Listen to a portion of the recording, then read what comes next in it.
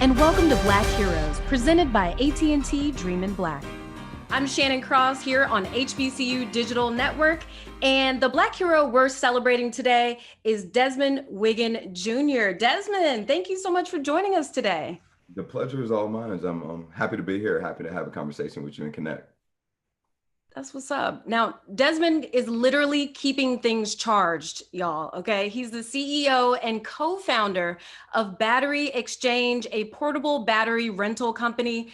And we're gonna learn a little bit about your company in a minute, but we gotta get into the juicy stuff first. Right. Okay. I wanna start with your story and just kind of go back in time a little bit. Tell me about, your college experience. Where'd you go to school?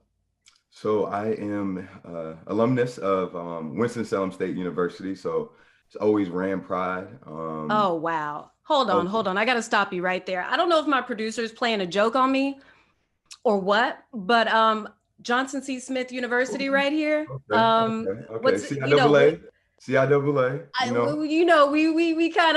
y'all bump like heads right a little here, bit. and we like right here, but it's cool. It's love. Wow. It's love. Okay.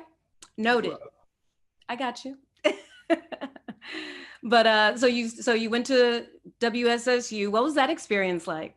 It was amazing. So what's crazy is I was actually talking about it today with a new mentor, and I was telling her, I was just like, man, I remember that first day of stepping on Winston's campus, and it was like, man, I'm home. It was love automatically. Like first day, freshman orientation, you got all the fraternities and sororities stepping on the yard. You got the band, everybody's just like full of energy. And so I think that's what really allowed me to know that, like, okay, I'm comfortable with spending the rest of my 4 years here.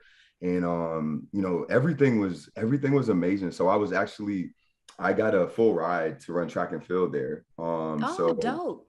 Had to balance the whole student athlete thing, but for me it was cool. I was also always like really, really focused. So I would be like, Thursday through Friday through Saturday, going out, partying and stuff, and still getting in for 6 a.m. practice, and still getting up for 8 o'clock classes. So I was always really, really disciplined, but it was love. I love the opportunity to connect with people that came from where I came from, the type of communities that I came from. A lot of us share the same mindset of just like being first generation, college students, trying to change the legacy and the trajectory of where we were and where we wanted our family to be. So I loved it, man. It definitely made me the man I am today. And where are you from originally? So originally from New York, but Okay. I spent, high school in Charlotte, North Carolina. So that's where I also live now. Oh, okay. So Winston-Salem was kind of in your backyard then. You were like ready. A little bit. Actually, like, honestly, I didn't really get exposure to HBCUs until I moved down south. Like when I moved down south, I remember my, I did middle school here too. It was my 7th grade math teacher. He went to FAMU. He was a Q, and he was just like, yo, you got to go to a HBCU. And I'm like, yo, what is that? I didn't really know. And then when he started to tell me, my best friend, one of my best friends, his dad went to Central. And so I kept getting more and more exposure to like what HBCUs were all about. And then I was just like, yo, that's going to be me. That's going to be it, after, when it's my time. Now, are those Greek letters I see in the background over your shoulder? Greek letters that are important. A Phi A all day. Alpha Phi Alpha, that's what's up. So you found some time in between schoolwork, track and field, to also pledge. What was that like, just going through that process? Like, what made you want to become part of the National Panhellenic Council? I think for me, it was really seeing the brotherhood that I kind of was the only child growing up, like me and my brother were 10 years apart. So it was seeing the ability for like my older bros, their connection with each other. It was just like, dang, y'all didn't come from the same mom, but y'all holding each other down. And, I was just like, man, that's what I want to be a part of. I want to grow. I felt like going through that process allowed me to mature as a man, mature as a professional. I always joke with my advisor, that was my alpha advisor. He was just like, man, when you came, like, you just were completely different. I completely shifted. I completely molded into a whole nother person, having presence, being able to, handle a room, speak in front of people. Like those are all the things that they forced me to learn and be comfortable in. And again, like that's what I do in and day out. So I attribute a lot of my growth to the frat. That's amazing. That's amazing. How would you say WSSU, prepared you for what you're doing now as an entrepreneur?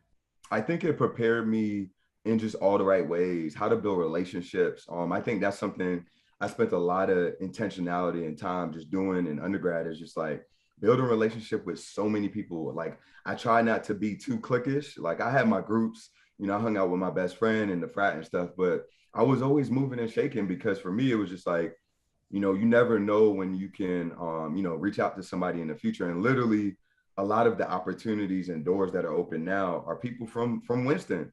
It's just like, man, like how can we help each other? From being in North Carolina to being all the way across the world. Really, I remember being in China and connecting with somebody, from Winston, and it was just love. So Wow. yeah, That far away. yeah. That's nuts. Now, what brought you to China? So I wanted to, I was working corporate. I like got inspired being Jamaican, and seeing so much influence of Asia and China. And I wanted to learn how to connect with those individuals, because there were some things that I wanted to do in Jamaica. And I wanted to grow in technology, and travel and see the world. So I actually got into an MBA program that allowed me to go to China for 2.5 years. Wow. So when was this? What year was this? This was 2016 to 2018. Yeah. Okay. And you graduated from Winston-Salem when? 2012. 2012. So 2012. Okay. yeah. Cool, cool. So was it your experience in China that inspired your company that you have now? Oh, totally. So I was working for a firm out there, in between like Shanghai and Beijing, getting immersed to, AI, robotics, the sharing economy, all of these different things. And then I knew I wanted to really dive into it full fledged. And then me and my co-founder were just inconvened one evening after traveling. We were stuck with a dead cell phone. And it was through that like anxiety, that frustration, Yeah. not having my lifeline. And then lastly, it's like we couldn't get home because we needed to use an Uber app. Like it's called Right. DD. It's like, how do I get home? And so we were just like, why isn't there a more convenient way for you, for you to charge your cell phone while you're on the go if you don't have a charger with you? So that's founded on BatteryXchange. Wow. So at what point did you realize, man, we got an idea. Like this is going to be something. Yeah, honestly, it was like a few weeks of just working on it from that experience. We Okay. started to like what they call customer discovery, just asking people about their experiences. And Okay. then we started to also just really understand that there were millions of people that were running into this and just like, hey, I just walking around with a dead cell phone or bothering somebody else or just like running, with that inconvenience. So I was just like, yo, this is gonna be a big deal. And then coming back to the States and putting it out into the market and seeing a lot of people gravitate and just be like, man, this is a lifesaver. We need this. And then hearing horror stories of like parents not being able to connect with their, kids because they're careless and stuff. And so I was just like, yo, I think we're on to something. Let's keep going. What were some of the resources that you used just to get started? Because a lot of people have good ideas, but then they don't have the tools to execute it. Yeah, I think one of the things that I do continuously is I pitch my tail off. I get into these pitch competitions, and a lot of times you're pitching for 2,500, 25 grand, 50 grand. And it's just like, man, that's Mm. a lump sum of non-diluted capital that doesn't come out of equity that could really be invested in your company to allow it to grow. And then I think another thing is just always being a network junkie. I always try to put myself in different spaces with people that either I could help or they can help me. And like sometimes it just comes along to where when I have a need, I know who to call on. Launching a business in general is tough, right? It's not something you can just wake up tomorrow and do. But in your experience, would you say that the tech industry is a little bit more challenging? And if so, what kind of challenges have you faced? A lot more challenging. You Yeah. know why? Because like along the lines of the support that you get from people that look like you. A lot of times I'm in spaces where ain't nobody looking like me. So like even Mm, we came from China and we had a company that was a product company in the IoT space. We are not known for that, like Black people, and so it's just like who do I turn to? Who do I turn to for a mentor? It's a little easier to build a relationship with somebody that just comes from where you come from, look like how you look. And so I think that's one of the biggest things. I'm not gonna say there's not the ability to manifest and build relationships outside of that, but it's just harder. You get yeah. into spaces and you feel it. There's this preconceived opinion on who I am, how I'm gonna articulate where I come from. Am I good enough? And I gotta tear down that barrier before they even listen about my product, and so those are the things that are difficult. And then tech, like it's a lot of money involved, like you got to raise some really, really big capital. And I think any individual that wants to get into this space is just continuous practicing on your craft, being a student, like seeing how you could continue to be a subject matter expert in this technology world, so that when you're in conversations with investors or advisors or whatever, you can defend your vision, you can defend your narrative. And a lot of times it's just the strains and the grains of the grind. But I feel like also anybody can do it, to be honest. Like there's coding boot camps, there's different things like that you can get your reps in, to where all you got to do is have a good idea and put in the work. What we have built is a product not only for people like you and I, people that are really, really old, people that are really, really young, because what we do is we keep them connected to things and people that matter to them most, right? And what we do within that is, providing this charging solution for free, right? So you don't have to pay for it. It's a free solution that offers safety, security, and convenience. And then to take it a little bit deeper, what we do is we use those data insights to help businesses grow, to help businesses, cater and understand who the individuals are in their spaces. And are there any new developments coming about in the weeks Oh yeah, ahead or always working. yeah, So man, we're working on an Intel partnership right now to put some like nice. data IoT things in our kiosk machines. I'll tell you the biggest thing that's in the works right now is we just launched at of course one of the best HBCUs around the land, Winston-Salem State.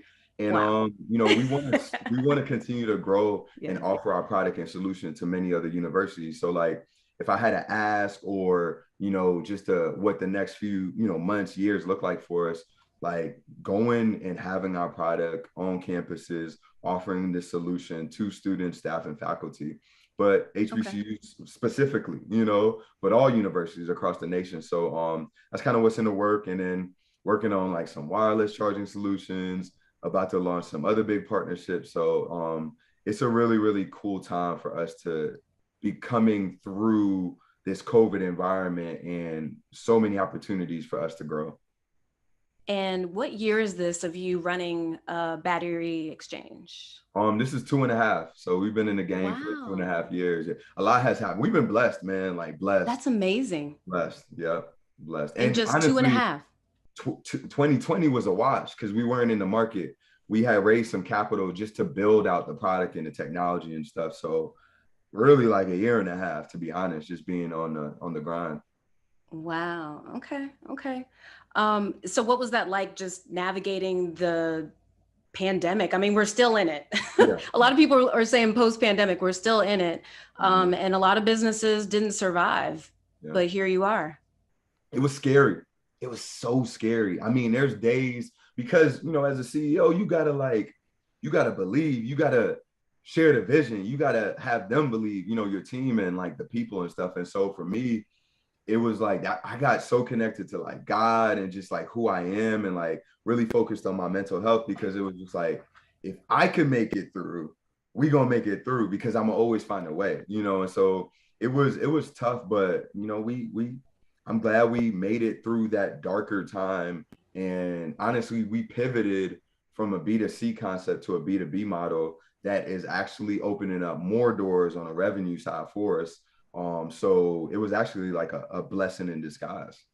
Speaking of that pivot that you mentioned, I'm going to pivot to a little speed round questioning. No pressure, but we're Good. going to do a little this or that. Okay. Uh, Donda or Certified Lover Boy? Donda. Donda. What? I'm a big Drake fan, but Donda, How? the production and the space that it gets me in is different. It's different, and I love it. Yeah, we got to move on. All right, next one. TikTok or Instagram? I'm still on IG. I haven't gone into TikTok as like what I should. Okay. TikTok. You got to get on it. It's what's I up. know. Especially for your business. Anyway, speed round. I know. Okay, so then IG or Black Twitter? How about that? Black Twitter is crazy. I'm gonna go Black It's Twitter. lit. I'm gonna go Black Twitter. Okay. All right. You said you spent some time in North Carolina, so this is gonna get real contentious. Sweet grits with the sugar or savory grits with the salt and the pepper? No grits. I don't even eat grits, which is crazy. Yeah. Remember, I'm originally from New York. I eat oatmeal and like porridge because I'm Jamaican. Like, yeah, I don't even eat grits. Wow. Okay. Don't even eat. You know what? We can't even be mad at you though, because you didn't say one or the other. So like, I didn't. Okay. I didn't choose.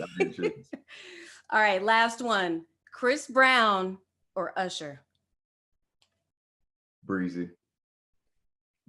My man. Gotta go Breezy. That's what's up. I got love for Usher now. I got, 7:00. Yeah, but yeah, Chris Breezy. Got to. I should have made you do the little dance. Right. Next time. You gotta pay for that. Right. Stay tuned. Hey, you want to shout out your business, any of your social handles before we get out of here? Yeah, definitely. So on Instagram, on Twitter, it's BatteryXchange _ and exchange is XCHANGE. And then my personal is Worldwide Wigs _ WIGGS on Instagram and Twitter as well. Dope. Thank you so much, Desmond, for joining us today. Until next time. Inspired? You should be. AT&T has continued their commitment to HBCUs with the launch of AT&T Dream in Black Rising Future Makers. Connect with the inaugural class of 25 HBCU students and watch them rise at att.com/dreaminblack.